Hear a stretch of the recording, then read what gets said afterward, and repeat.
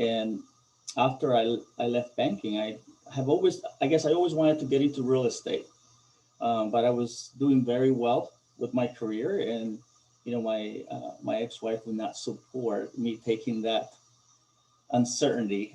It was nice to have a paycheck every 2 weeks and a nice corporate car, and uh, I guess I felt like I had, you know, hit the ceiling, and that the one thing I understood was sales, because that's I specialize in training in sales, especially with the tellers and the new accounts people. How do we get clients that only have one account to have, 7 products, right? So cross sells. And the other thing that I understood was that in this business, there's no limit in how much money you can make. Um, it's nice to have something secure, but after a while, sometimes you tend to not, or you stop enjoying. And I believe that to be happy in what you do, you have to love it. You have to be into it. You have to enjoy it, and you have to be able to make or have an effect on people. And yes, I love, my average sale price is about $1 million. And yes, I love working with those clients because it's a lot easier.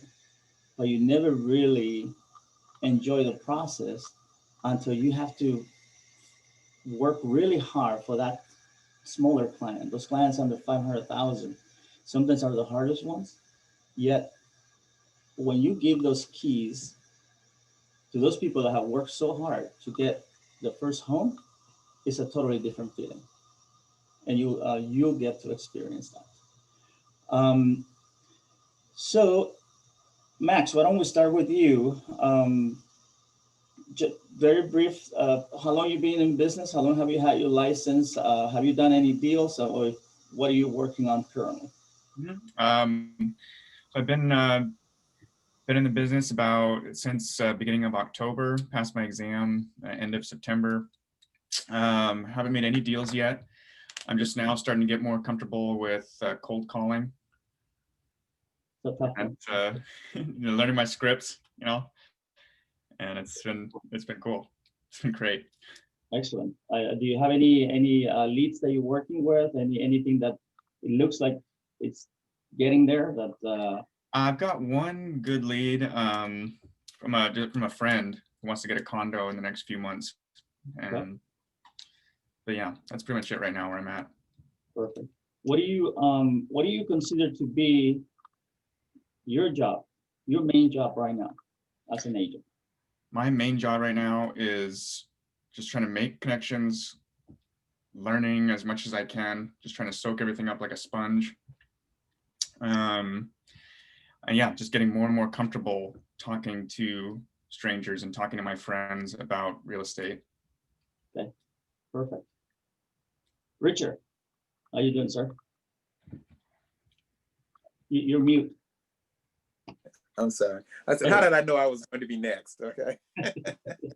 Well, in my screen, you're right next to Max, so I'm going that way. I'm well. Let's see. I got back into the business, I believe it was last year. I was in the early part of the century it sounds so weird to say. I was in the early part of the century in '04 when the business tanked. And I was fortunate enough to transition from my job to the city of LA, where I just have a really great paying job, and I enjoy it. But felt the call to go back to real estate, so I got back in I think I got my license last June, I think it was, and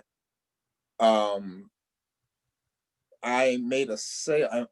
I had a gentleman that I met in the parking lot. We were talking about our cars, and I met him. I told him I was getting back into real estate, and he said, "That's great. And my wife and I are going to be looking soon." He called me not long after I'd got my license, and it was the funniest story. He had this Keller Williams agent who wouldn't return his phone calls, and I was like, "Can you get me her name? Because after we closed the deal, I really wanted to thank her." I said, "Because I want to know what it is she's doing, that her business is banging that hard that she doesn't have to return phone calls. Okay, because I'd like to be there. But made the sale, about a $670,000 triplex, and that was closed that in January of last year. Then of course the pandemic hit, and I went out for some, and quick, my life story, went out for some surgery, so I'm just now recovering, and I'm trying to get myself ready to go back to work in January. But I also want to get back into the business. So like Max, my goal is to learn everything I can know in the business. I want to know it like I know my name. Okay, so got a couple of clients that look like we're going to be doing something in January, so that's looking good. So, but I really want to be at a point in my life when I retire in 10 years that it's just banging. Okay, that's what I'm after. This is definitely the vehicle to do it. I tell you I that. hope so. All right, Yolanda. Hey there.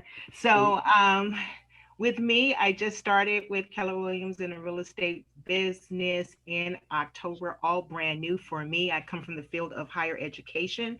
So, yeah, it's new, but I'm excited about it. I've been doing, just like Max, a lot of learning, learning how to use command, building that database. I'm doing the same thing right now because I have, just so you know, I have always had my own systems. Yeah. And I'm actually converting everything into the Keller Williams systems for the first time. I've always run independent. So I'm going through the same learning process. So I'm doing that. Yeah, right. And so building that database, and that's been going just great with building that. What do I have down the pipeline? Hopefully, I have two things going on. One is a first time buyer, which is a really, really good friend of mine. So she's speaking to a lender right now, getting all that, trying to get the credit thing together because she has to help with getting that credit. So we're working on that. Then I received a phone call, was it like over the weekend, for someone that I came to mind, top of mind. I came to mind, and she wants me, she just sold her property with another realtor, but she said, I don't want to work with her with that. I just want her to help me with the sales, but I need a place. I don't know where I'm going. That's what she said. I don't know where I'm going, so I need help with what that will look like. I want you to help me with the purchase, but I also want you to help me with my in the meantime. So she needs a lease. So she's lease/buyer. Excellent. Yep. All right. Who else is here? Esther? Hi. So I got my license kind of like Max and Yolanda, and started in October. So right now I'm just in the process of learning everything. I contacted all, the few people that I know in town and let them know that I started doing real estate, set up my social media pages, and just, like learning the scripts and try to be comfortable. And I know it's like the holiday season, so I'm trying to not get sidetracked too much and try to take these classes. So I'm still thinking about real estate instead of, doing all these holiday stuff. It's interesting that December has always been one of the busiest months for me from the very beginning. And I think part of it is that so many agents go dormant. I just push through it. And what that does also, it helps me start the year very strong. If we take the pedal off at the end of the year, it's so much harder to get the year started, because now you have, remember, in this business, everything you do today will not show up until 60 to 90 days in the future. So I think it's the biggest mistake people make to slow down during the holidays. So stay focused. Yes, do your Christmas shopping, but you know what? Your main job, and Max, this goes to what I was saying about, like, what do you consider your main job right now? And that should be finding a buyer or finding a seller.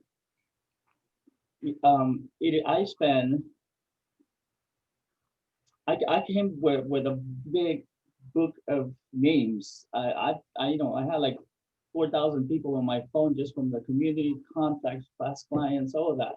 And I came and I was like, let it roll. right? Nothing rolled. I I was like, why are these people not calling me? You know? And I was so worried about like how my business card was going to look because I never had a picture on the business card because in banking you don't do that.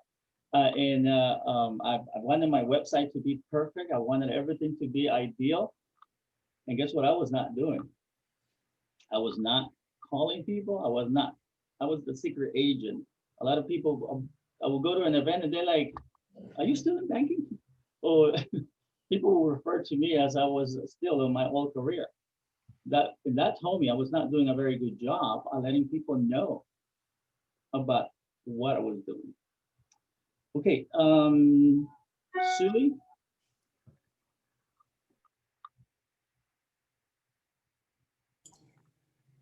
Hello, Hey, everyone. hey, how are you? I'm good. I just started in November with Keller Williams. I am currently working. I do public housing. So I'm doing this part-time, which is really hard to, I want to devote more time for it, but I still have my other job. So it's been kind of hectic, especially with COVID and all of that.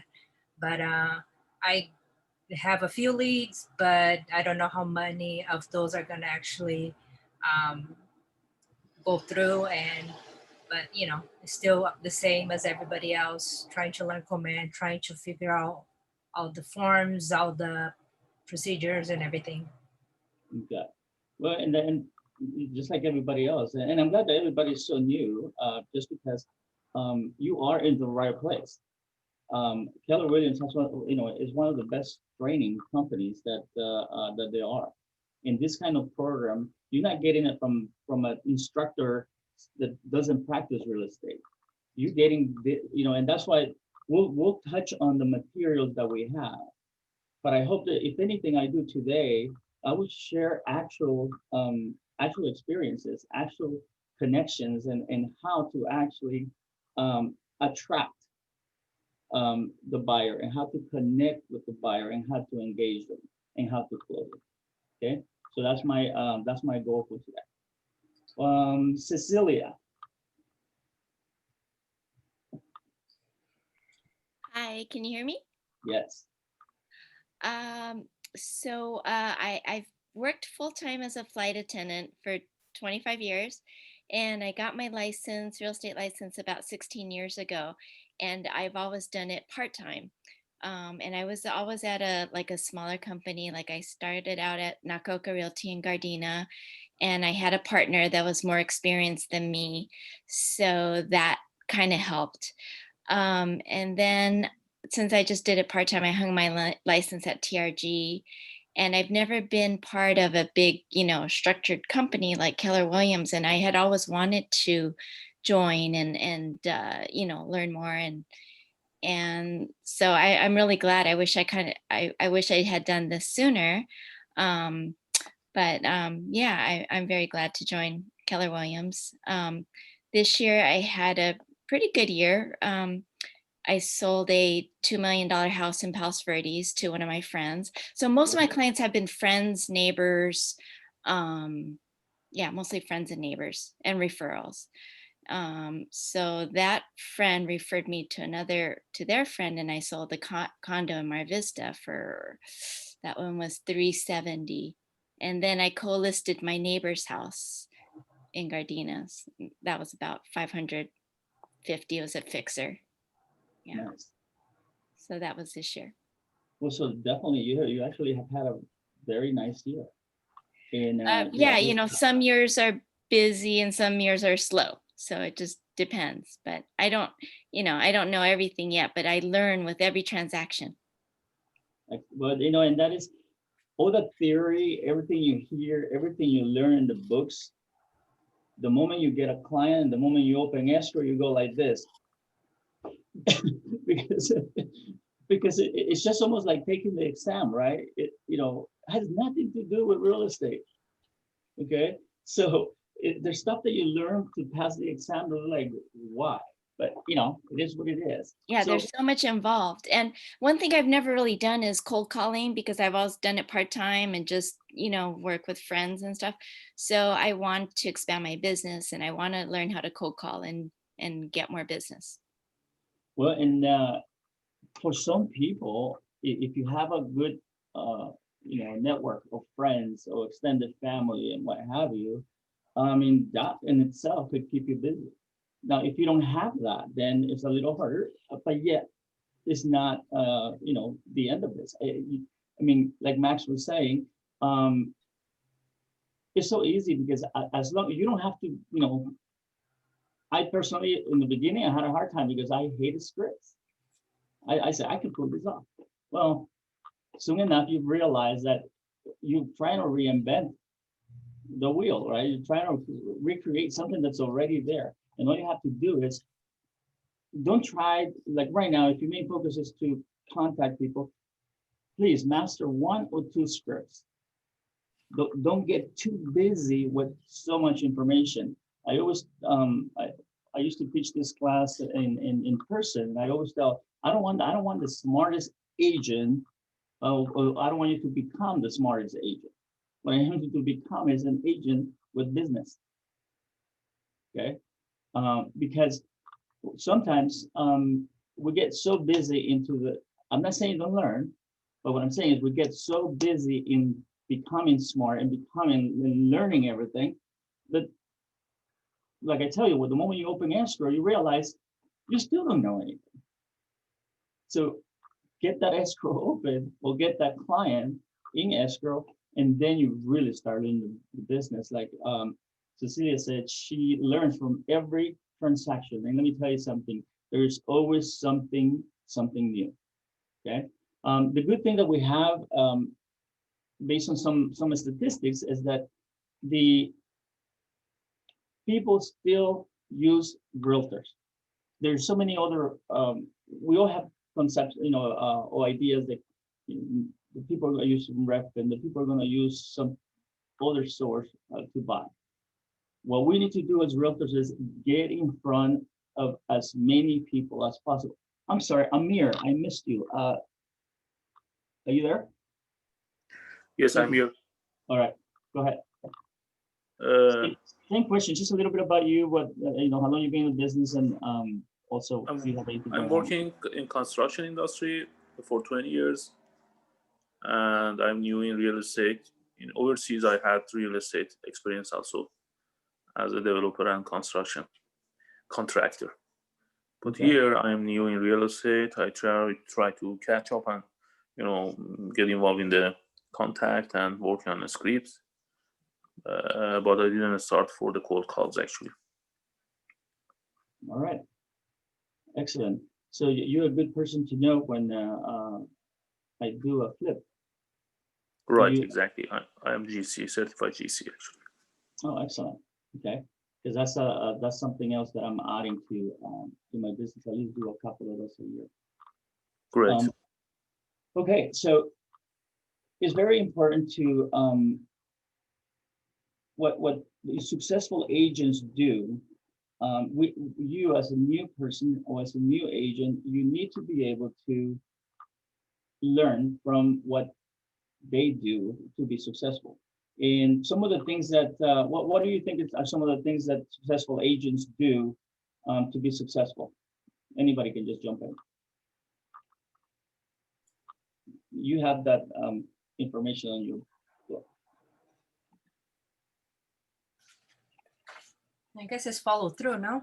And follow up. Yes. So they definitely lead generate. Yes, Max? Oh, that's what I was going to say. Just lead generate about 3 hours a day. Okay. And what's the goal with the lead generation? To make contacts. Okay. What else? Appointments. That's the key. The only reason why you call, yes, you want to build rapport, but the main goal is get in front of them, get that appointment. Or Zoom. Oh, well, nowadays it's a little different, right?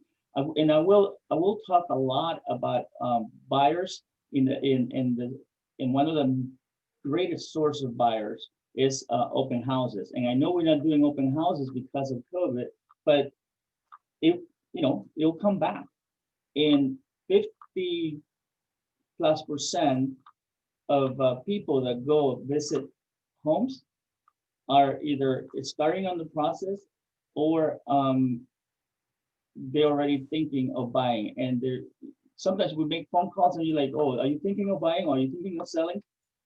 When we deal with people at open houses, we already like, I mean, they already went like this. I'm like, I want to do something. And open houses have for the past, before COVID hit, 90% of my business came out of open houses. So I'll cover quite a bit.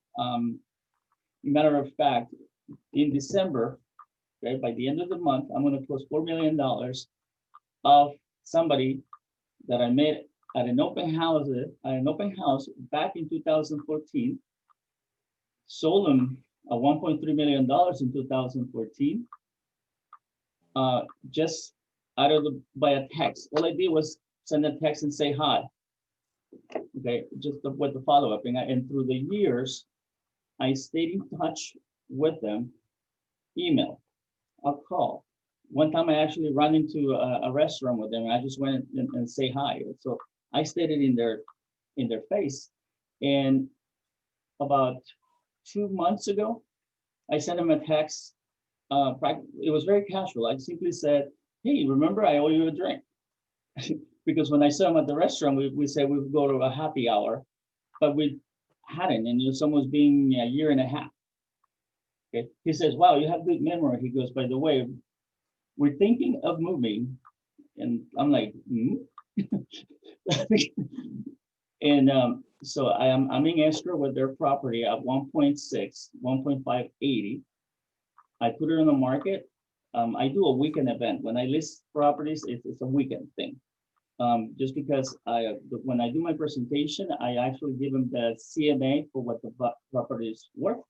And then I go through my marketing process, which is, and you all have that when you do a CMA through the MLS, you actually get the same tactic that I use. Is if you take a $1.5 million property and you underprice it by 5%, you're going to have a lot more people looking at it and instantly generating multiple offers.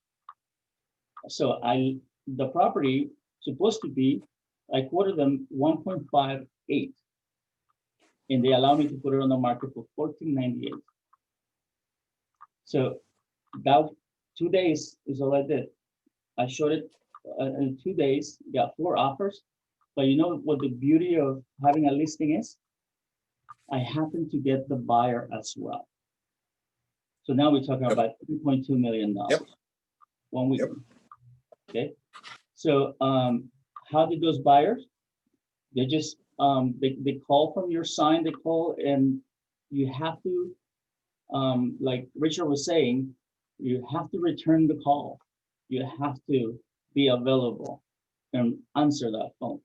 Okay, because that would have made if I would have not either check my messages or pick up the phone, I would have never been able to secure that buyer. And now that became practically $3.2 million worth of business. That's a nice Christmas. And I was charging 5% for the listing because they were very. Sonia says that she cut you guys' hand, right? The one they are in her program. She says, if you underprice or if you discount yourself, I'll chop your hands. When it's repetitive business, I usually charge 5%. I would normally try to get 6. But Aaron, what was that? May I say something that Kim had mentioned that on a contract class also about being a discount agent, but she also said that you don't do that, but if you're double ending it, yes, you can do that, because when they refer you to their friends say, well, you only charge them 5%. Yeah, but I sold their house and I also had the client. And so, you know, now they understand the difference. And, Right. you know, I think it makes good sense. Absolutely. And well, and you can also be a little more generous with helping them out with, you know, Right. things or a little credit. Or I usually don't like to give my money away, but if you have to help sometimes, yeah, you kind of feel, you know, a little guilty to make 80 grand in a weekend. So I try to help them out, and I give a little bonus to the buyer as well. Now, the beauty of it is that they're moving to Florida. And I said, oh, well, I have a network of agents over there. So they're in escrow on a $1.2 million property in Florida, and I'm getting 30% of that. I charge 30% for a referral fee. So follow up, staying in touch. I mean, a lot of people don't make 80 or 90 grand a year working full time. If we create the opportunities and we stay in contact with the people that we have, sooner or later they're going to move. Sooner or later, and these are very successful people. So you need to make it a point that if you don't stay in front of them, somebody else is going to get in front of them. Because they were going to sell it even if I didn't call them. They were going to, I mean, and now the chances of them calling me if I didn't stay in touch with them, it gets reduced significantly. How do you connect with people? Let's talk about open houses a little bit, because I think that's one of the major ways to attract buyers. People go look at houses. Why? Well, some of them are decorating and want ideas on how to do it. But most people that go to open houses are thinking of buying or selling. I do not let people wander into the house. Usually, I'm a tour guide. I give them a tour. I try to make conversation. I tried in the first moments, I try to identify what kind of personality they are. You know, if they're talkative, I increase how much I talk. If it looks like they're very conservative, I just back off a little bit, because the moment you start mirroring what they're doing, you instantly have credibility, you instantly have rapport. And that in itself, if they think you are like they are, they instantly connect. I have had situations where like this young family walks in, and literally their 2-year-old baby runs and just hugs me, like hugs my leg. And all they said was, oh, I guess she chose our agent.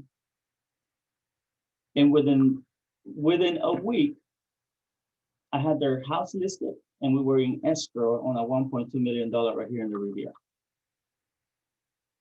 Sometimes I don't even know how to explain it. In 2018, 2019, in 2018, 100% of my clients were Asian. In 2019, about 80% of my clients were Asian. Sometimes, you know, how you connect with people, you have to, or at least what I can share what I do. When I go do an open house, I put myself or my energy in the right place. What does that mean? I prepare in advance. I give myself plenty of time not to be stressed out rushing to that open house to where I'm like, oh, flustered, and your energy is not in sync. I literally get there. I always tell the clients that I'm going to need the house a little earlier, just because I want to make sure that everything is in place. Because how people feel when they come in, if you're stressed out, you're not going to be able to connect. So if anything, give yourself, or if you're going to an appointment, please get there, you know, 5 minutes before the appointment, and just put yourself in the right energy. I'm a big energy guy. I totally believe in like being able to. It's really important, not just for us, but very important to communicate and very important to be able to connect. Okay. I mean, have you ever walked into a room and you sense tension? Have you guys ever done that? That you walk into a room and you can totally feel like how tense everybody is and how things are, and you just want to get out. But you also have walked into a room where people are just smiling and people are just you can sense it too, that you just welcoming. Well, that has a lot to do with connecting. Because look, people are gonna do business mainly because they like you. How do you become the most likable agent out there? By preparing, and not just about what you know, but how you present yourself. You always want to be your best, look your best, and also feel and focus the best way possible. Sometimes we need to be able to guide the conversations. I gone to open houses and the agents are so busy on their phone or they're busy doing something else that, oh, they just say, yeah, let me know if you have any questions. So when the people go look at the house and then they come back, again, do you have any questions for me? No? Okay, oh, now you want them to sign in, right? Or on the way in, you ask them to sign in, or on the way out, you ask them to sign in, yet you have not earned that. So the way you earn that is, I see them coming, I'm at the door saying, hey, hi, or engaging with the kids, engaging with the pet, and I mean, in between the husband and wife, I see which one's smiling the most, and that's where I'm gonna start a conversation. So normally there's one person that takes the lead, okay, in reference to which of the two is gonna determine or decide if they're gonna like you or not. So it's important to be able to pick that up, and there's a lot of, actually, within the Keller Williams, you will actually, you know what, Sonia, the productivity coach, is going to be teaching a class this afternoon, I believe, on different types of personality and how to work with the different personalities. I think that will probably, I was planning on doing it just as a refresher, but those things are very important to be able to build rapport just simply by mirroring or simply by trying to read people in the sense of, well, who is in charge of the two? And you can actually start picking up really fast. So, because you want to address the person that has the control or the decision maker of the two. Okay. Yes. Question: how do you deal with when they walk in, asking them, are they being represented by anybody? Well, I try to establish a conversation, and I don't ask them if they have an agent. What I ask them is, what's your agent's name? And the reason why I ask that is because if I say, do you have an agent, it's a very easy answer. They can either say yes or they can say no. But if I ask them for the name, I can tell right away, because all the time they get stuck because they can't make up the name fast enough. So it's just my way of, it's easy, then they right away say no if they don't have one. Because if they're actually working with somebody, they will give you their name like that.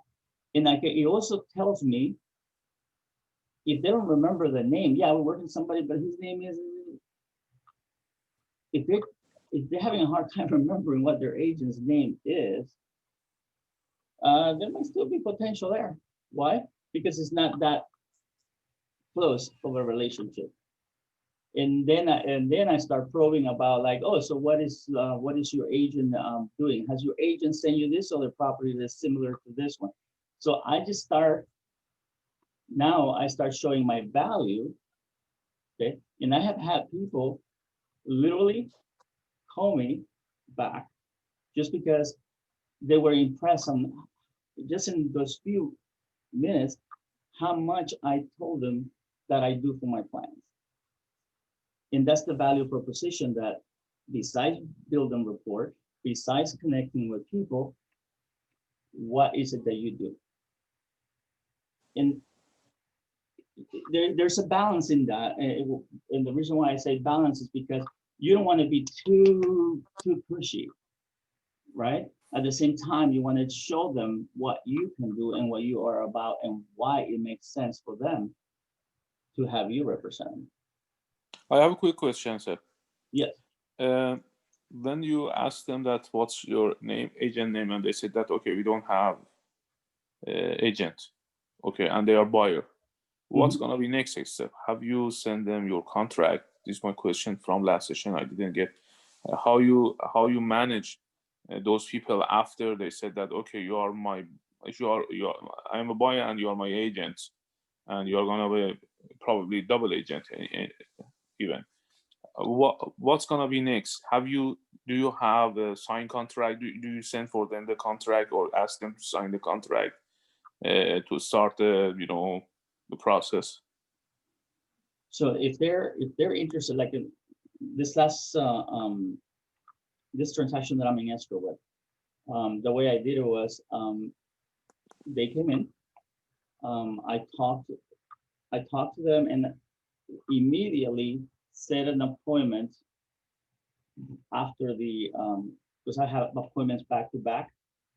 Okay, I told them right away what would be the benefit of working with me, and also that we were going to have that conversation at 4 p.m.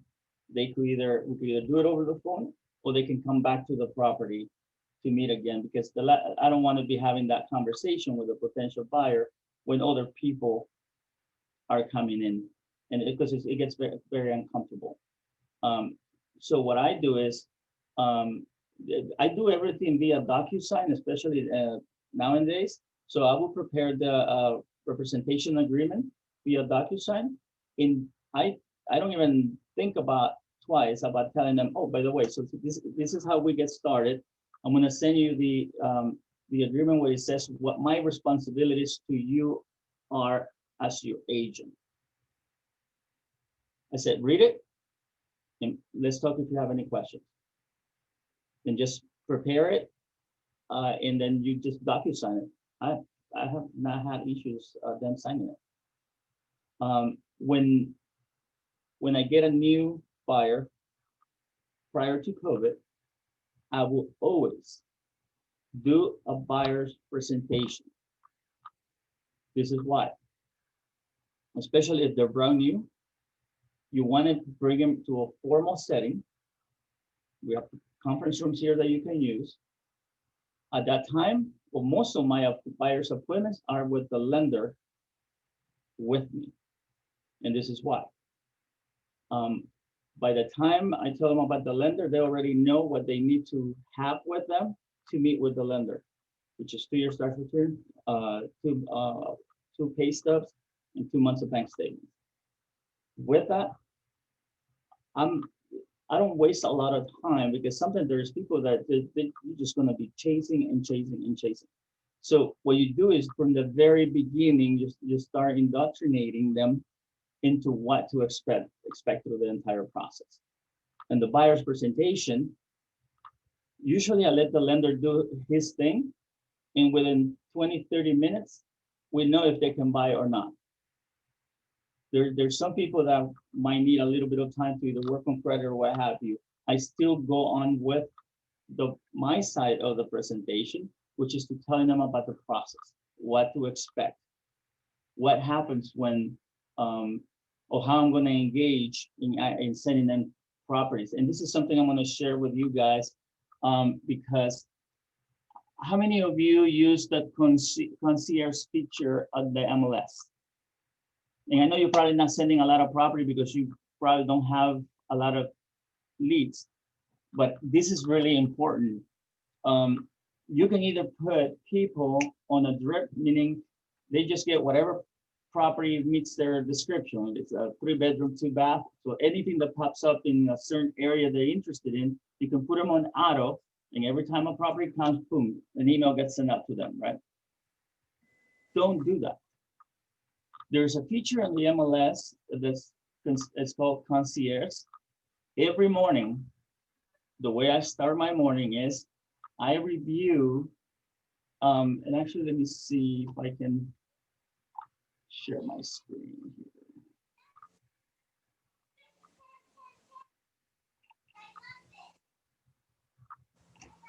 Give me one little second.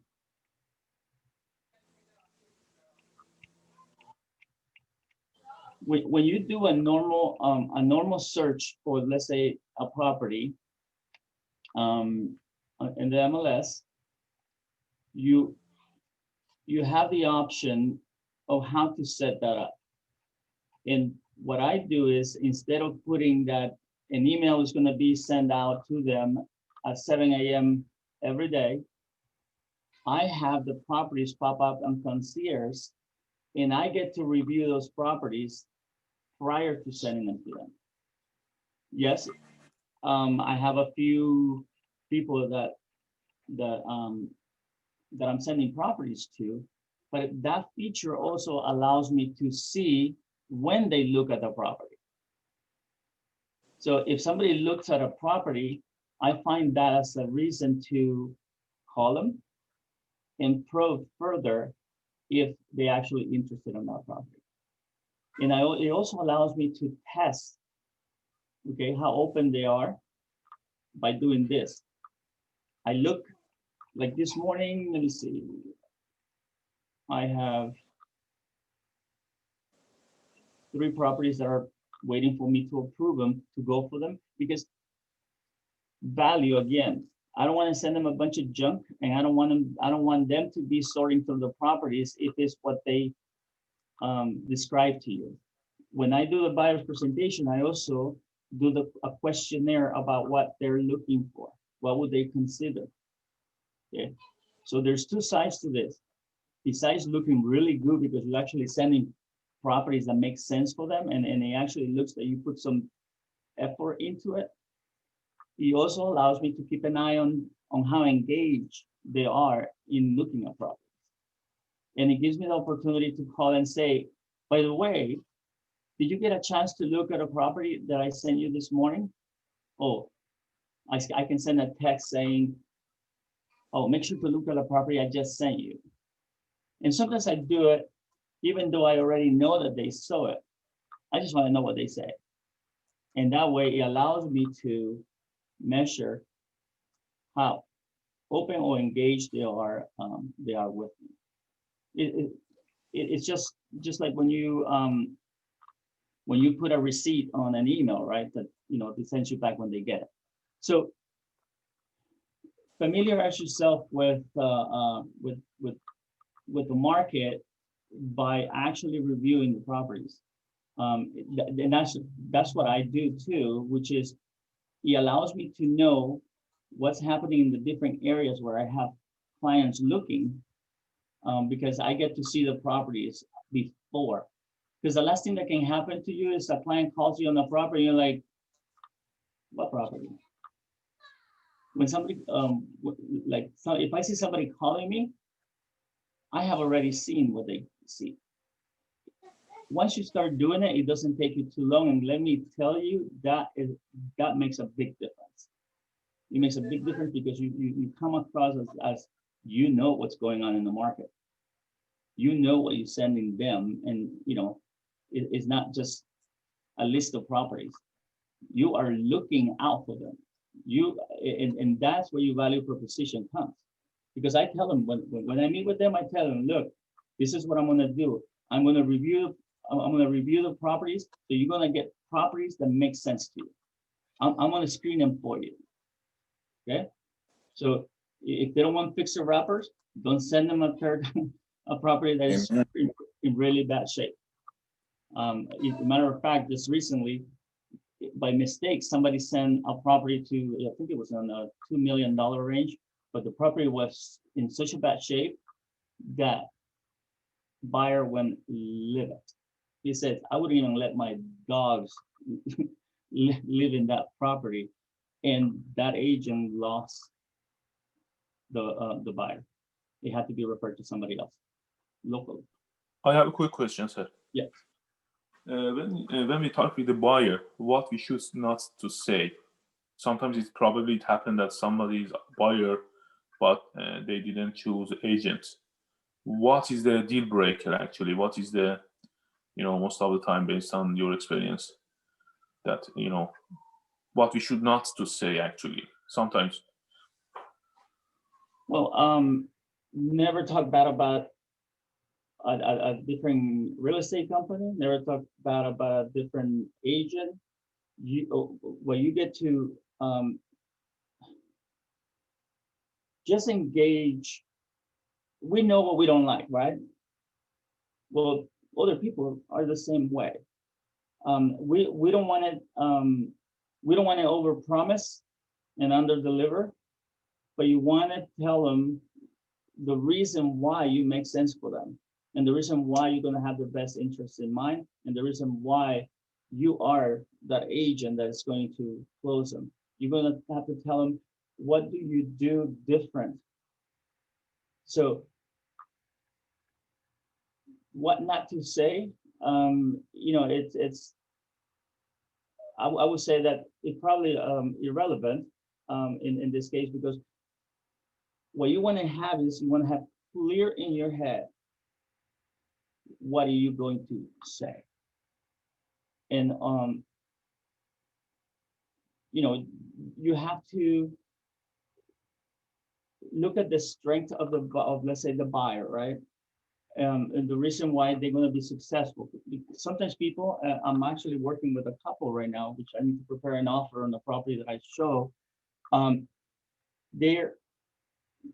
They were not in the best financial situation, and they're barely getting to that $500,000 mark, and they feel like they're not going to be able to buy because they can't compete. It's so hard to compete at that price point right now, especially England, where they're looking.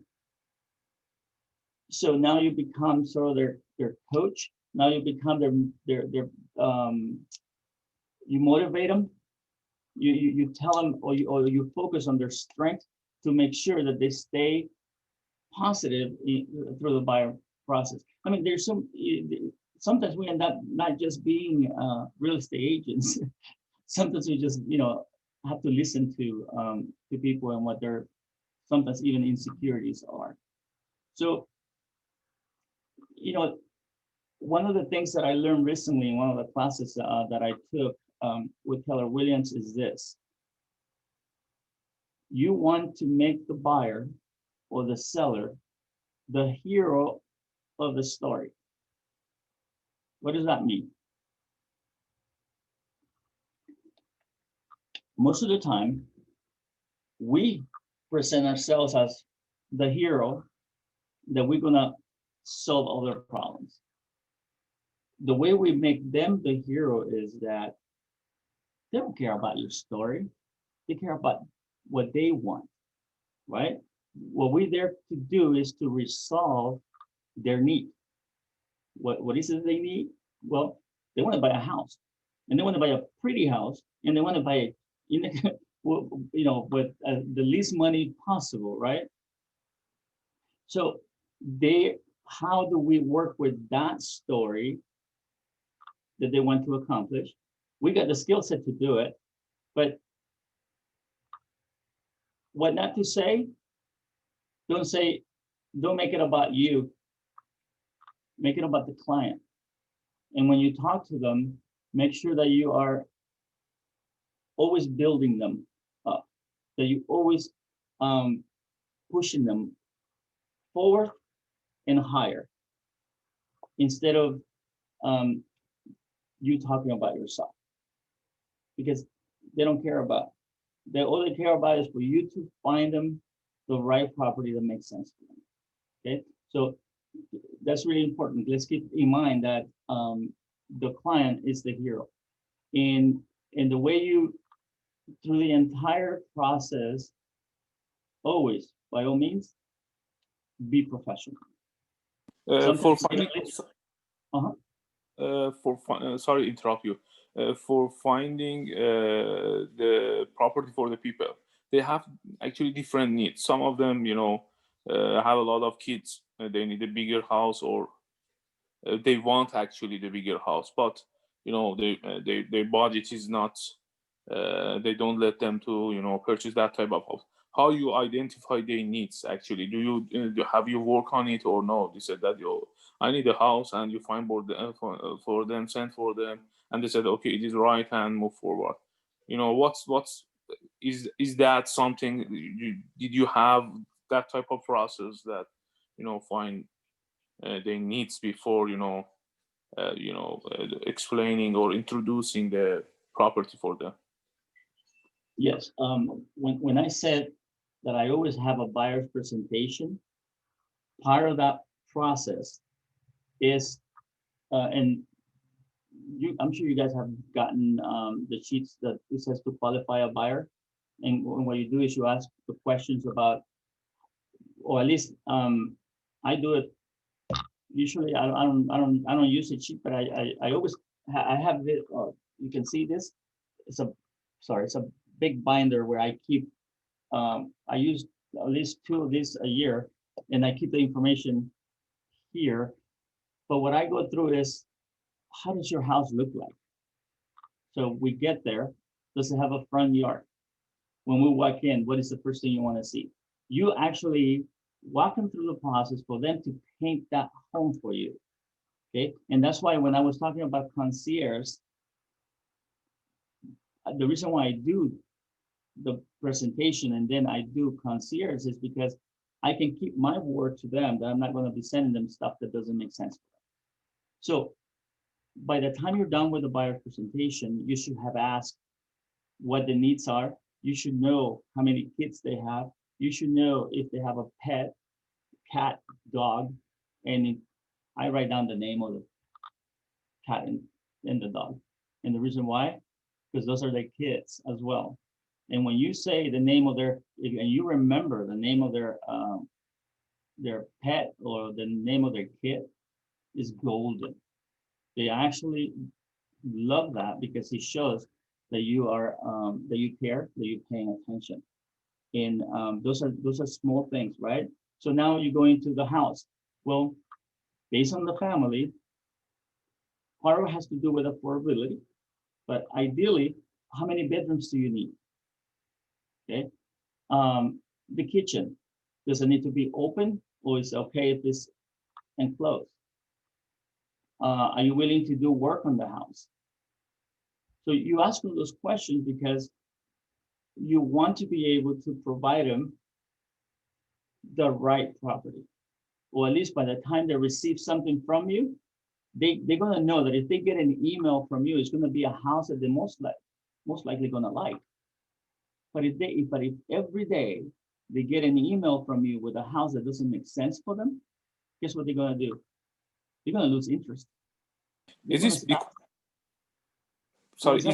Is this before before appointment with the lenders, or after that one? After qualifying for get the mortgage, or before that one you make? The majority of the agents refer the client to the lender separately. Okay. I do it a little different. I do the appointment with the lender before.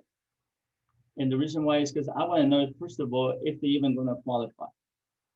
Because of my background, I usually have a conversation with them, kind of like the basic questions that the lenders are going to ask. And one is, oh, when was the last time you checked your credit? Where do you think that is at? By the way, approximately,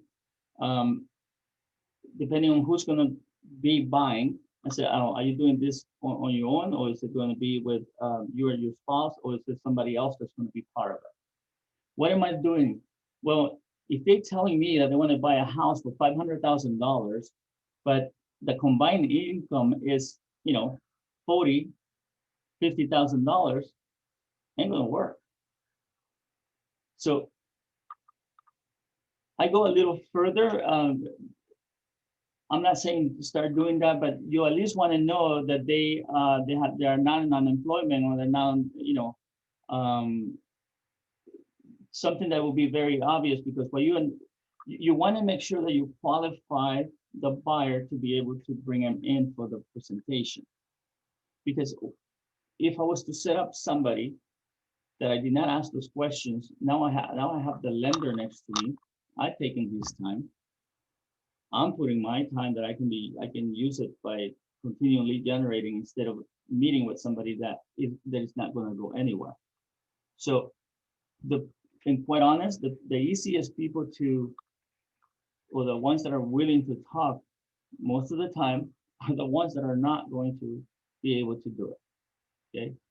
Another mistake that a lot of newer agents make is that sometimes they meet somebody, they want to buy, they want to do this, and then they find out that their status here is not legal, or they're in some kind of a visa that doesn't allow them to buy. So with time, you find a way to kind of go through that, through those questions. Because I said, the way I ask is simply, which is a normal question. Are you a citizen or a resident? Just, that's totally normal. Any that the lender asks all the time. Just recently, I had somebody that wanted me to meet with them way out there in the valley. If I would have not asked those questions, I would have gone over there on a big trip, when the person that needed to buy was not, for one, they do not report their income. So the household income was like $24,000. Yet they make about 80. But if they don't even put it in the bank, I cannot even get them a statement loan, right? If they don't report that money, it doesn't matter if they can afford the property, they first need to qualify. So that helps us just sort things out. So we have talked about connecting with people. We're talking about so it's very important for you to get used to doing those buyers presentation, either it's via Zoom, via on the phone, because what you're doing through that process is you segment. I mean, the relationship becomes stronger. Okay, and when you ask them to sign the representation agreement, it will be they actually going to know what your role is and what they can expect from you.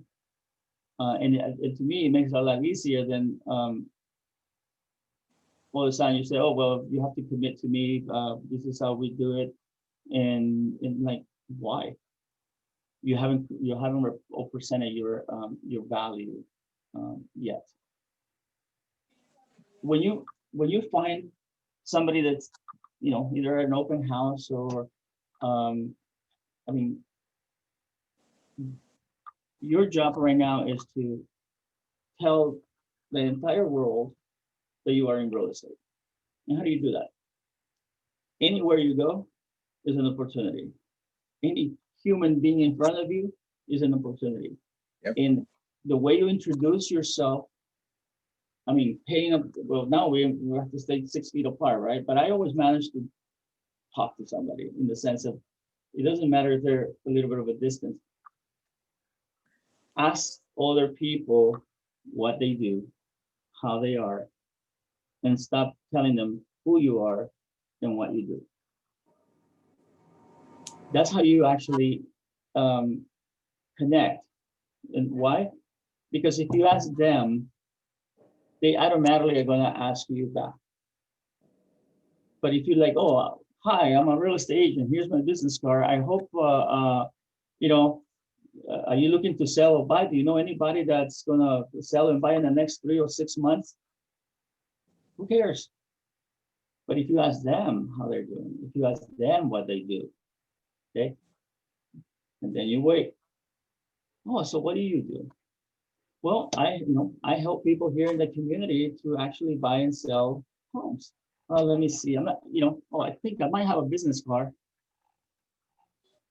and give it to them. If not, then that, I mean, it just, the conversation starts completely different. Because people make fun of agents on how, all they care is about make sure Yep. that people know that they're in real estate. Yes, it's important for them to know, but how you go about it makes a big difference. Okay, just like anybody else, just approach. Just think about how you like to be approached with things. Just think of how you have connected with people in the past and what makes it easier for you to like somebody. You want to be likable, and the fact that 89% of people still, okay, are looking for somebody to buy or sell is a huge influence. It's a lot of opportunity. And the other part is that 75%, they end up talking to one agent. So if we take advantage of those facts, we're going to increase our chances of getting business. The consistency that we do it on is going to actually be extremely important. So we need to prepare to engage people. Getting their information is really important. Okay, there's been times that I purposely don't have a business card, because what I do is I have a picture of my business card on the phone. So what I tell them is, oh, can I text it to you? Okay, because if you give them the business card, I can guarantee you they're not going to call you. But if I text it to them, now you have their number, and guess who's going to call them? Right? So sometimes it depends. If it's somebody like, let's say you meet on the line in the market, you want to figure out a way to get their information. I like phone just because texting is the thing now. People respond to text a lot more now than they respond to email. I mean, if you can get both, more power to you. But if I had a choice, I would take the phone number. Okay, because once you have it, you can actually follow up with them. And that's the biggest mistakes a lot of agents make. They spend 4 hours, 3 hours at an open house plus preparation. So they spend their weekend, by the time they're done picking up signs and everything, 5 to 6 hours. Okay. And then they don't call the people that they capture. It's in the follow-up. I have well, at least I tell people, I said, I usually continue to call until they tell me to go do something to myself. But yeah, I mean, I'm not annoying, but if I capture their information, they told me it was okay to follow up with them. So Monday morning, my routine is I have a book where I capture the information, and then I'll go ahead and immediately add those things up or give them to my part-time assistant to put in for me, and immediately put them on a campaign. Okay, so they start getting the email saying thank you for coming to my open house, and it starts. That same morning, they get a phone call. When I'm at the open house, I tell them, by the way, everybody that comes through, I always call them to say thank you Monday, so you will be getting a call from me. I'm already preparing them to know that I'm going to be on it. Because capturing their information and having a pile of names, it's not going to sell it. you need to stay on it. And let me tell you, sometimes people, I have left a lot of messages, okay? And people don't, people listen to them. They're not gonna call you back. As long as they don't block me, or as long as they don't unsubscribe, the next thing I do when I get the contact, besides putting them on a drip campaign, is I automatically enter a repetitive event on the system that reminds me, depending on the interest or the conversation that I have, because I have little notes in the, once they walk out, I have little notes that I write to either remember the name of the pet, or either, I mean, little things that are gonna help. And then I take that information and put it on the system under notes. The way every time I call them, I say something memorable. But remember, when you capture people, let's say on an open house, if they're out looking at properties, they are having at least 4 to 5 experiences with other agents. My goal is, I'm gonna be the experience they're gonna remember. Service, it used to be to where product was very important, but nowadays with the way things are, you have to give people an eventful visit when they come to, let's say, to your open house. What are you gonna do different that when you call them on Monday, they're gonna say, oh, you that agent? Be careful with that, because that can go the wrong way too. So what we want this to be is a good, positive thing that you remember. Just recently on another listing, I literally was able to save the deal, okay, because I remember Coco. And Coco was their little dog that they were carrying, and I happened to remember Coco. And when it comes to some people's pets, it's their life, it's their kids. So you want to have those little things. So the reason why I remember was because when I captured their information, I wrote dog Coco, and I put it on the system, and I used it right when I needed to. Okay, there's no manipulation. There's no nothing. All you need to do is make sure that you do it sincerely.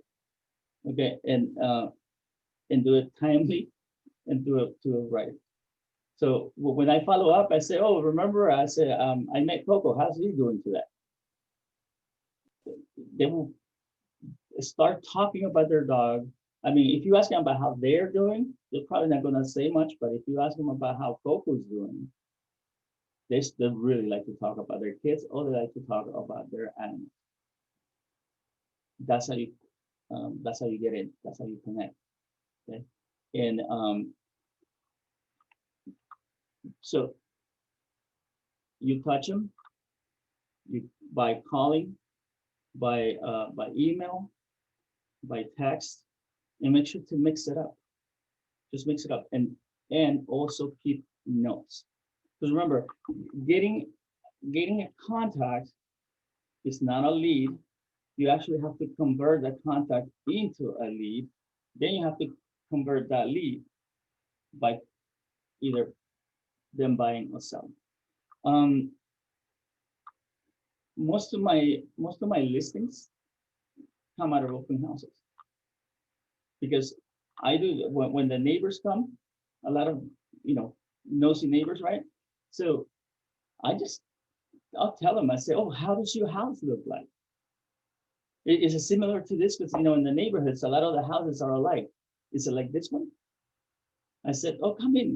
I just tell them, because sometimes they're walking in like they're a little bit afraid that you're gonna think they're nosy.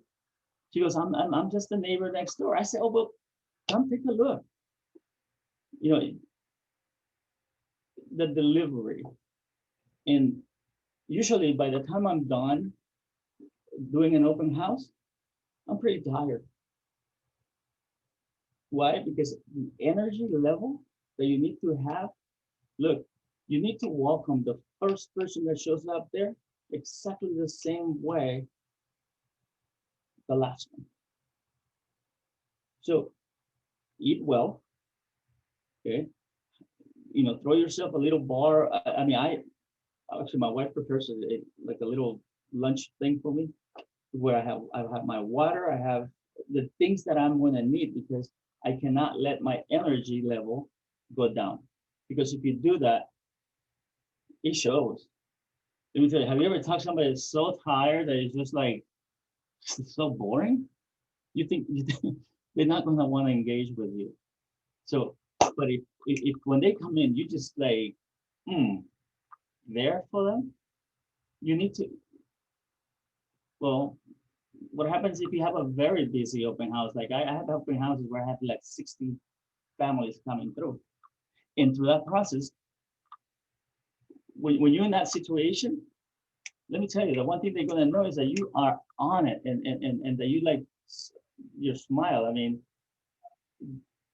let me tell you, if you're smiling from the very beginning, it's very difficult for somebody, for you to smile to someone and for them not to smile back.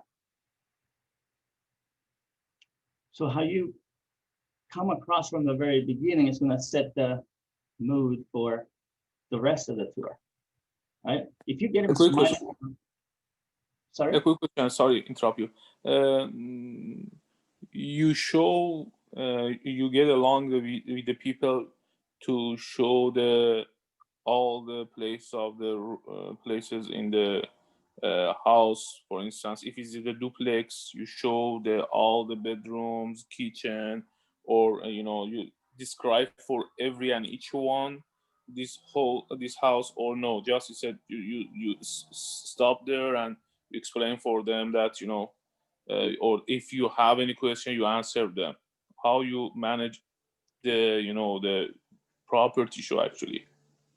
Okay. I take control of the situation from the very beginning.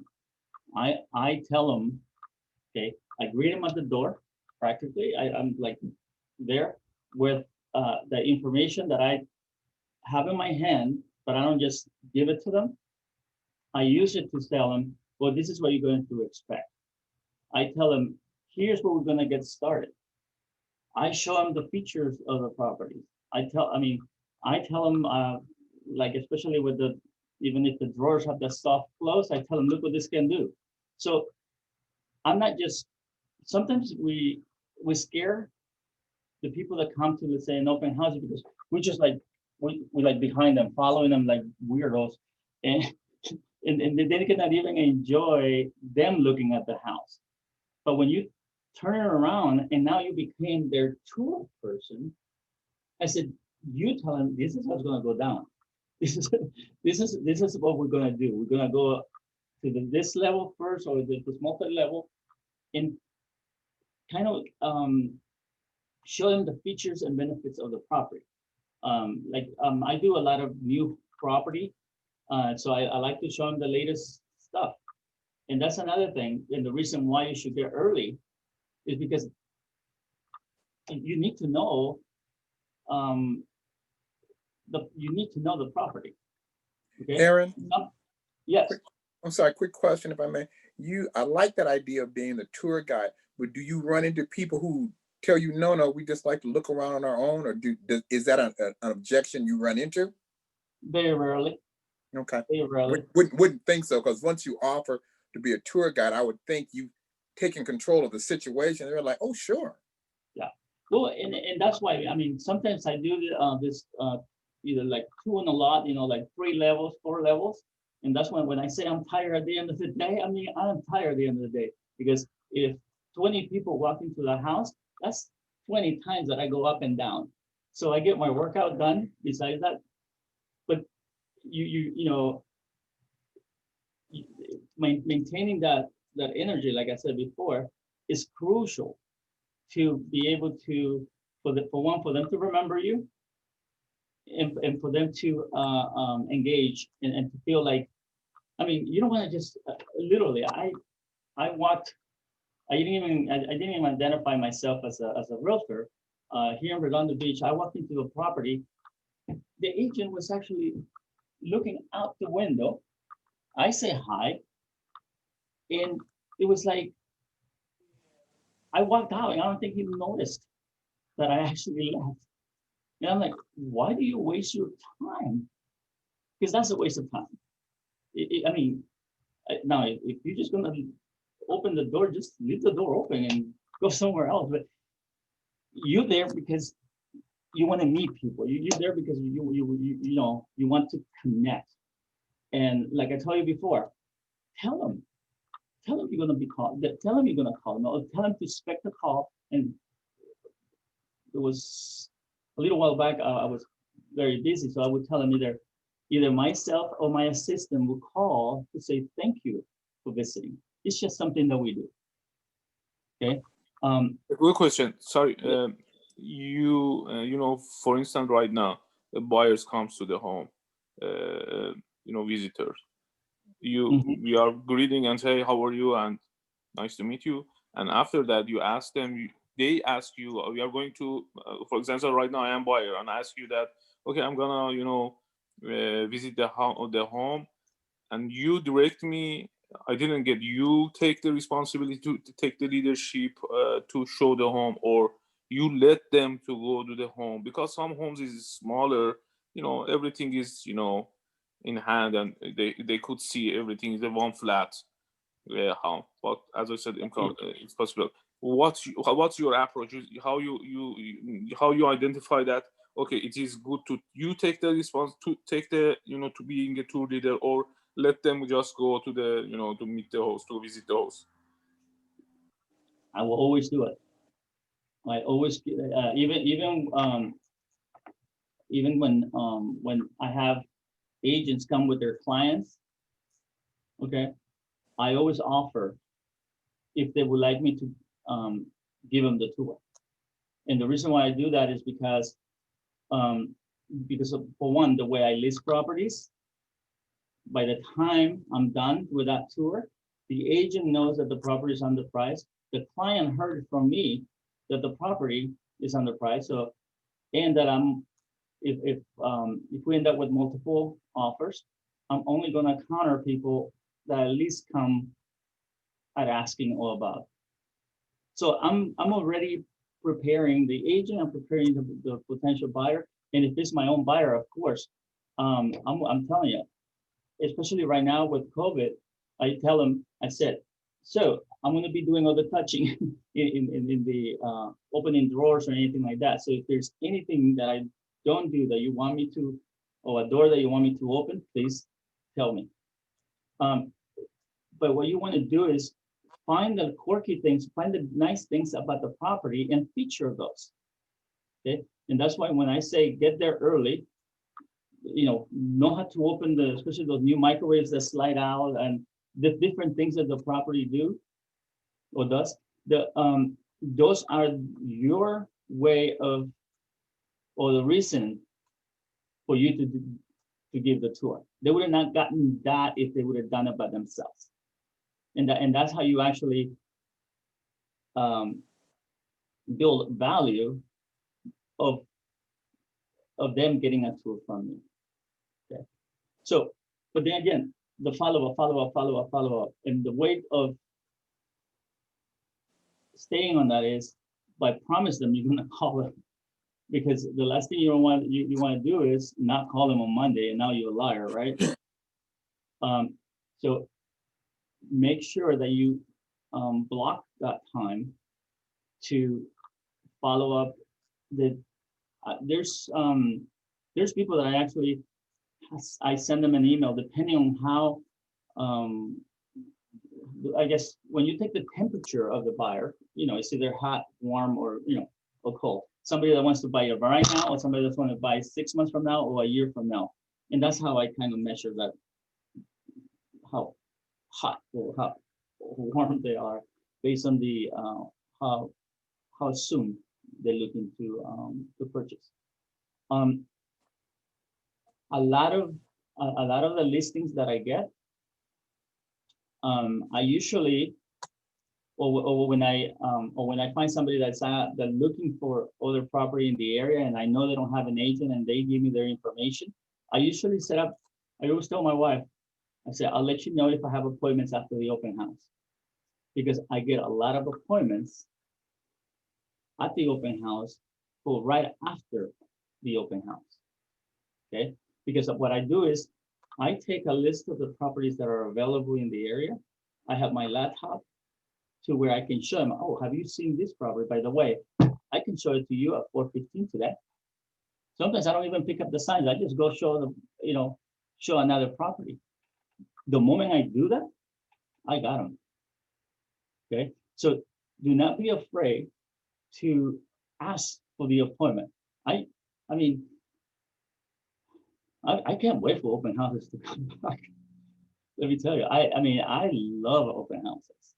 And the reason why is because you don't have to spend a year or 2 years trying to get somebody to do something. Those are people that are ready to go.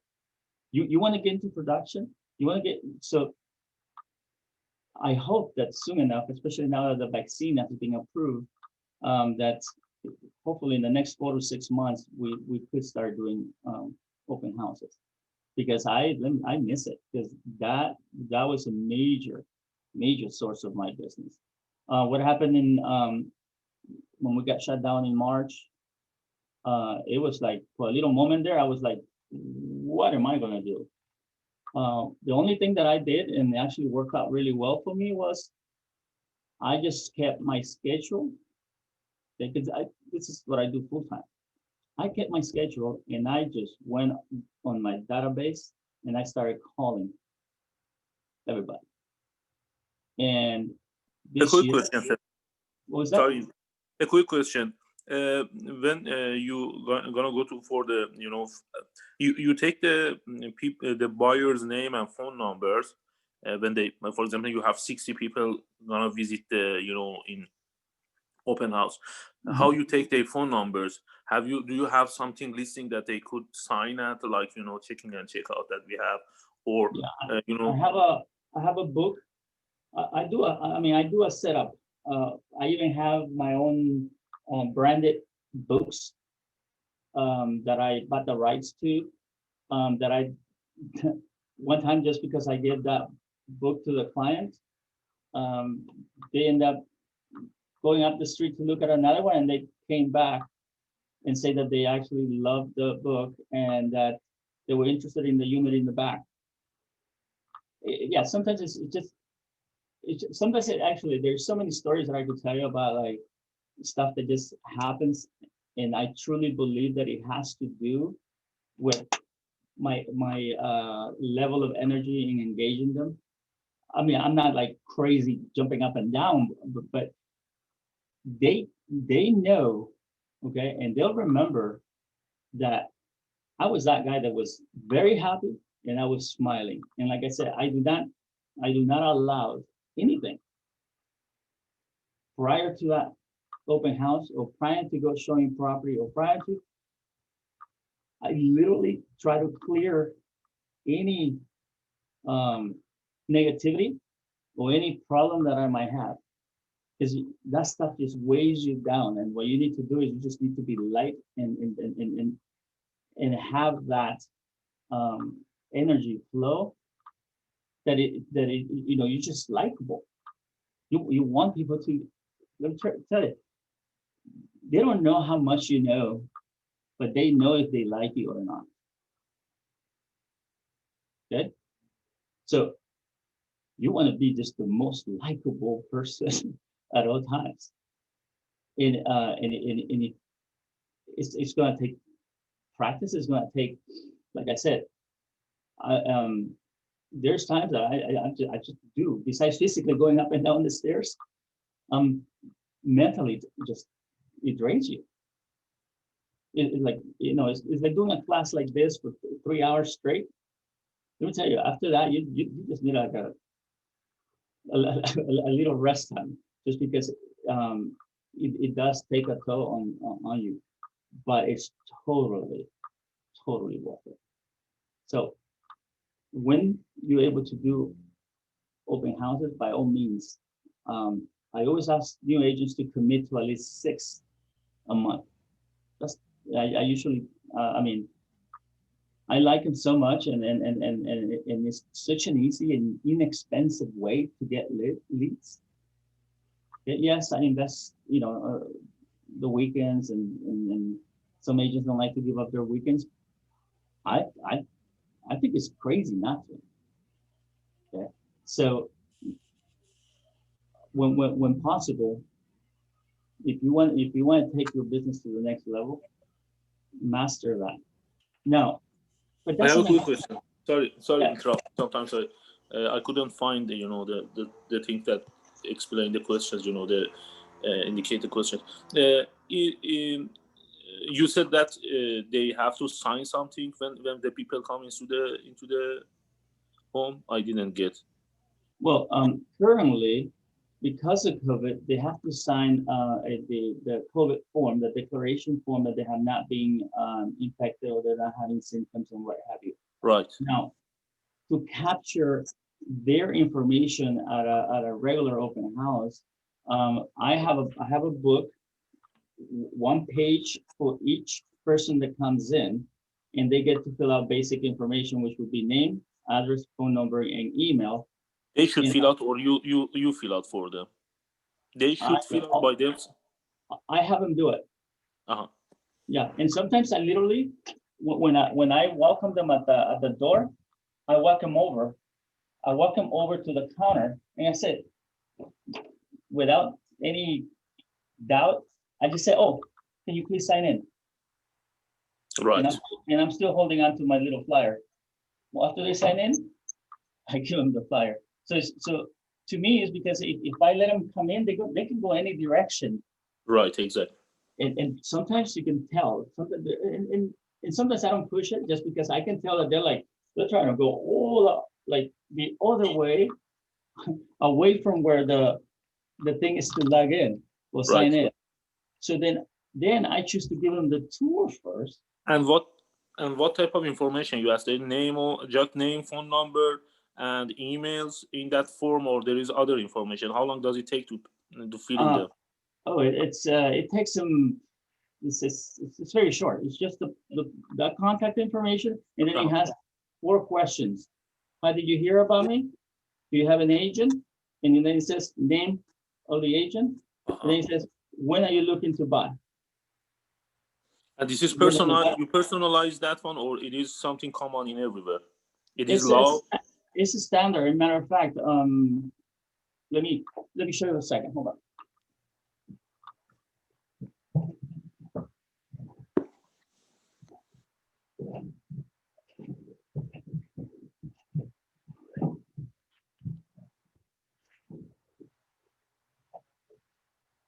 And I have Holland send this out to you guys.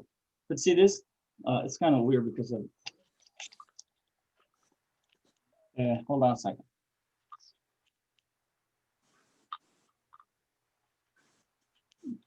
Because of the background screen, it's hard to see it. But this is what it looks like. Right. Okay. I'll send a I'll share this with you guys. Okay. I'll have Holland send it out in an email. And if you guys stop by my office, I can actually give you a hard copy where you can just photocopy this and just cut it. I'll put it on a little binder. There is a company that actually makes the binders, and you can buy the refills for the sheets. But I do so many of them that what I do now is I just put 2 together, photocopy them, cut them, and I just open the, do the little holes, and it's totally worth it. But you guys can go ahead and have this. You know this right here? Right. These are all like just leads and things that I have already put on the system that I work with. You get the contact from them, and you use for the the contact software, KW software. We could start to negotiate and send for them, because they are potential buyer. Actually, they are most lead taker. We could a lot of take leads from that one. But another question I have for I'm not a marketing guy. I don't due to my job.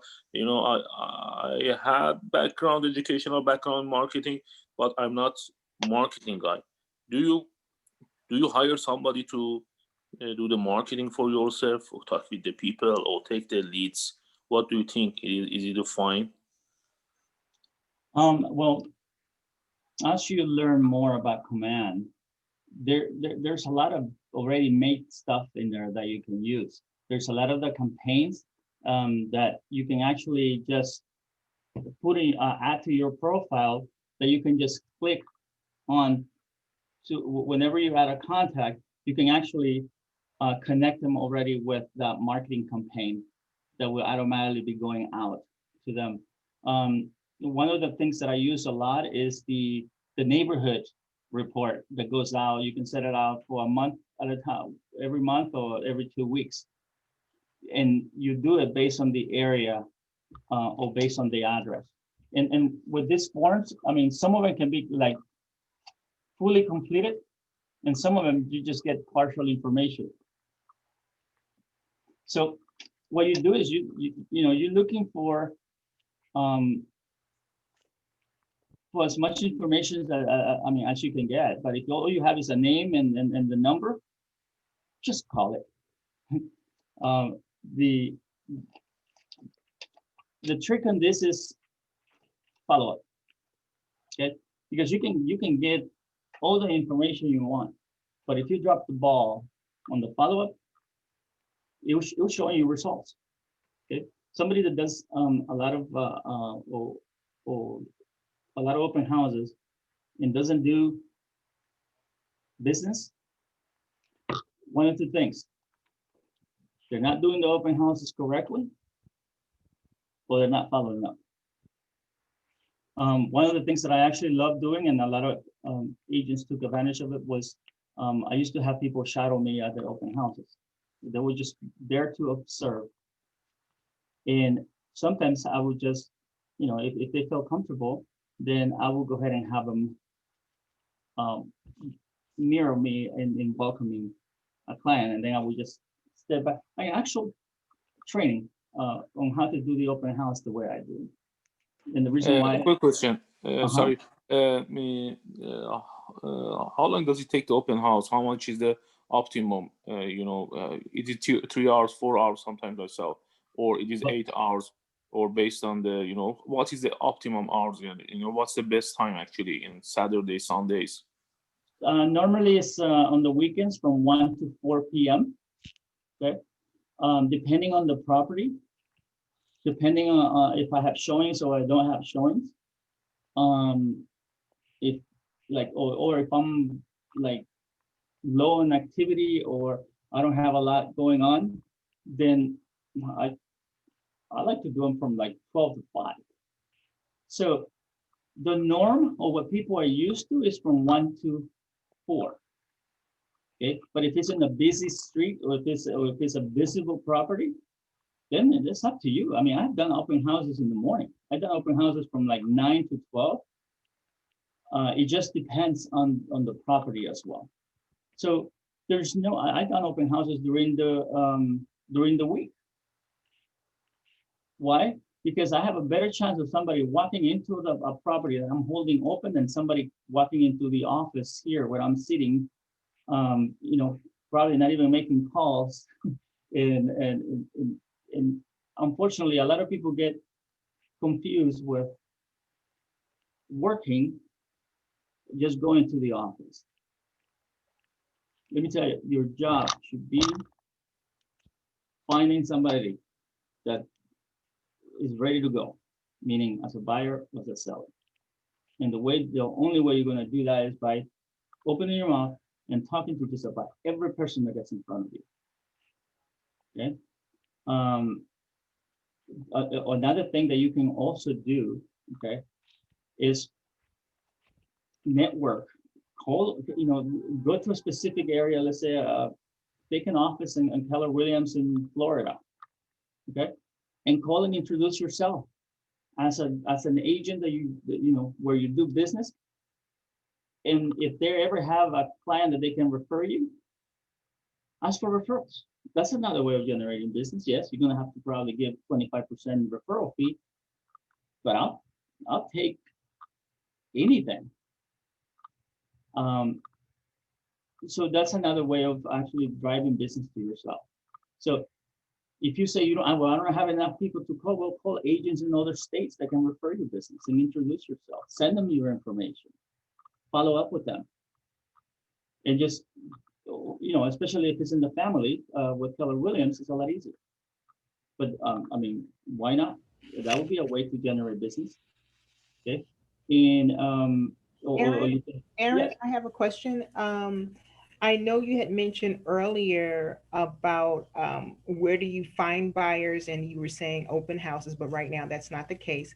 But you did share that you look at your database and you start calling people. So what other options can we look at to find buyers? And I think you also just stated working with other agents. Correct. So how about, when like the cleaners that I use, they have my business cards in their counter. When you go to the market, you can, I mean, it is a little more challenging now just because overall, right? Because of COVID, but there's absolutely no reason why you cannot engage in a conversation from 6 feet apart while you're waiting to pay at the market. So buyers are everywhere, just like you are. So it is a matter of, friends and family, okay? You call them and you remind them that, that if they hear, okay, if they hear of anybody, don't tell them to give your business cards to them. Tell them to get their information and give it to you, okay? Because that's the only way it's going to happen. I have had so many people give my business cards away, but I never get a call. But if they can get their number and name, you better believe they're going to get a call from me. So, whatever activity you do, you should be always talking about real estate and what you do. And people should know, the schools, the kids, and you need to insert yourself in all the different arenas where you can find a buyer or seller.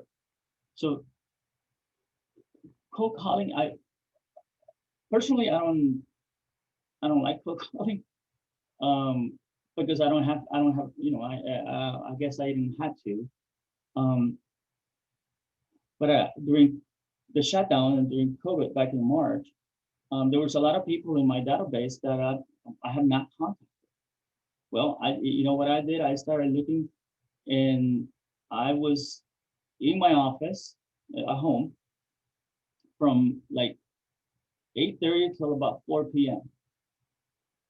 And I was familiarizing myself with the market. I was taking every webinar or seminar that I could take, and then I was also dialing. And I identified a lot of elderly contacts that I had.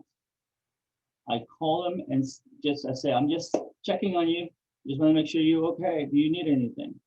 Nobody ever took me up on any of that. But right now, I have several people that, because I did that, they have given me their commitment that there's one that actually put it in writing to their kids, because she's up there in age, and she says, you're going to be the one selling my house. And I already told my kids, and I don't know, she put a note somewhere of what, so when the kids sell the house, they get to list it with me.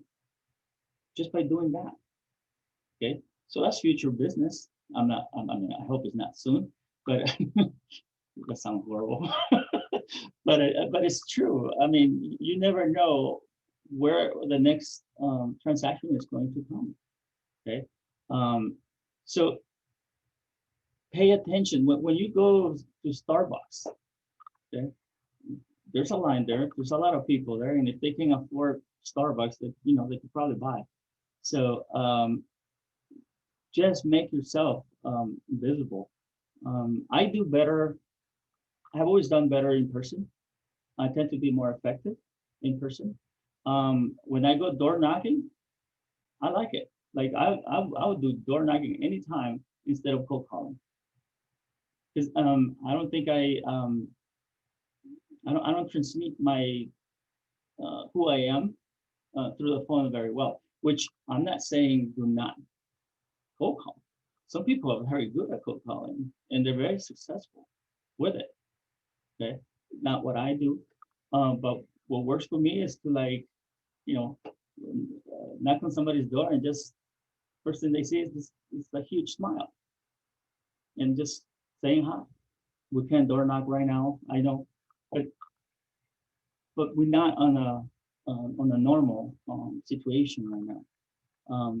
The reason why I like to talk about open houses and all this stuff is because when that comes back, I want to make sure that you guys know, or at least you know of me, if you ever want to talk more about that, or if you want to ever be at one of my open houses to see and to learn, take me up on that. Okay, because that is, I think, I wish, Oh, but honest, I I was wish hoping you somebody, would say that. yeah. But I was hoping you would say that. Oh, okay. Well, I just honestly, I wish somebody would have told me. I said, "Would you like to watch me do an open house?" Because when I did my first open house, I was freaking out.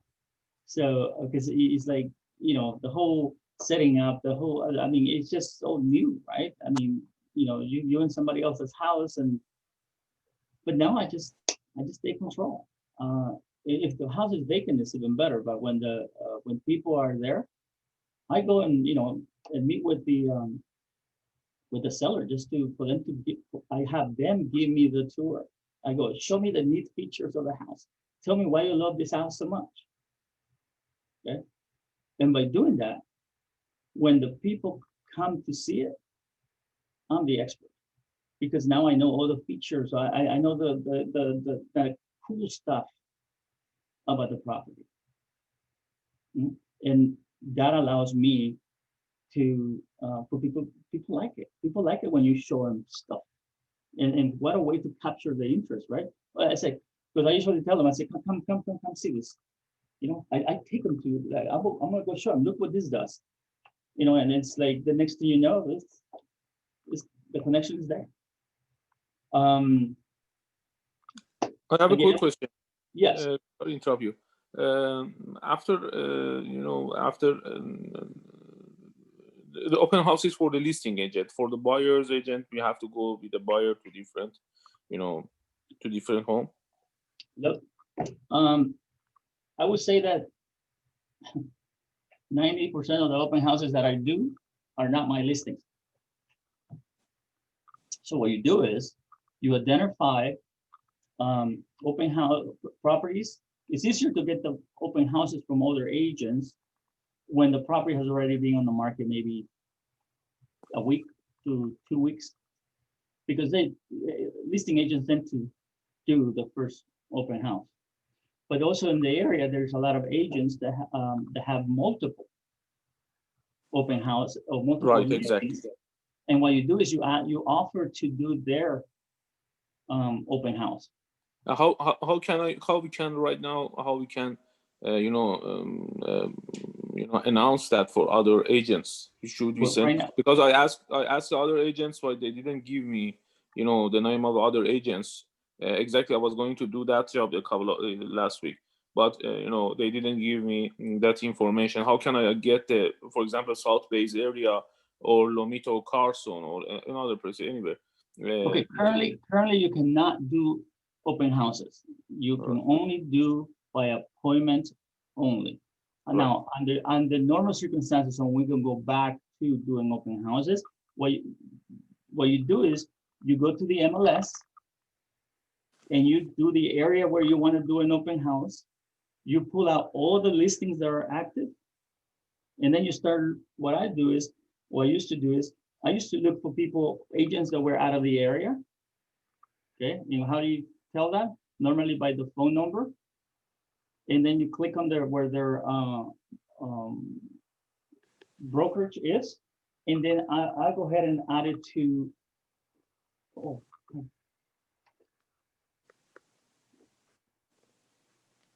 okay, thank you. I guess we need to finish a little earlier. Right. So They just gave me another, I guess another class is gonna start right after, so they're gonna need the Zoom link. So start going through those, and also you can sort them by the number of dates on the market. Okay. A lot. I mean, I've done open houses for Remax, for all the different companies. They don't have to be recorded. And how you compensate? How they compensate? Is there any compensation for that, or is just open house? No, I mean, you get to do their open house. In other words, that is your compensation, the potential of getting leads. Because I do the open houses to get buyers. Correct. And you don't get anything from the agents, the agent that you take his or her. No, no, you get to do a really good job, or they don't let you do it again. Right. Yeah. So what you do is the next day you send them a report of how many people came through. You don't give them the names because those are yours, but you tell them. I usually say, okay, so results from open house, and I give them how many people came through, how many people registered, and if there was any interest on the property. Right. And could you share your information also in chat box, or because we don't have your information. I don't have. I'll go ahead and have Holland send it all out to you guys. Great, okay? Thank you. Together with that form to do for people to sign in. Okay, I am at the office. I have my own office at the where the receptionist is. You walk in. You instead of going left, you go to the right. I'm the last office. Right. On the left hand side. Right. So you guys are welcome to stop by and ask questions. If there's a sign that says I'm lead generating on the door, that's when I'm doing my calls. Just let me know if you once you get my information, just let me know if you're thinking of stopping by. That way you don't come when I'm in the middle of doing calls, because I will not stop. Okay. I hope, I know we didn't follow much of the curriculum, but I think it's very important to actually hear how and why it's important to do certain things a certain way and why it works, because it really does. And when I say, approach everything, approach your life, your family, your friends, approach them with that energy, but that for you to be the person they want to be around to, because it's the same thing for buyers. They want an agent that they want to be around to. They don't want an agent that's going to drag them, or the energy, they're going to suck the energy out of them. Just be that. Present yourself that way. For one, it's going to be a lot healthier for you. Okay. I have not caught a cold, not even a cold, in the last 3 years. Why? Because I don't believe in that. I believe in just being on, and you're always going to get that, and people get to experience that. It helps. That's all I have for you guys. I think they wanted me to end at 11:50, but I'll get that information out to you, and thank you for putting up with me for 2 hours, and hopefully we'll get to do this again. Thank you, Aaron. Thank you so much. Thank Super you. informative. Thank you so much. All righty. Bye-bye.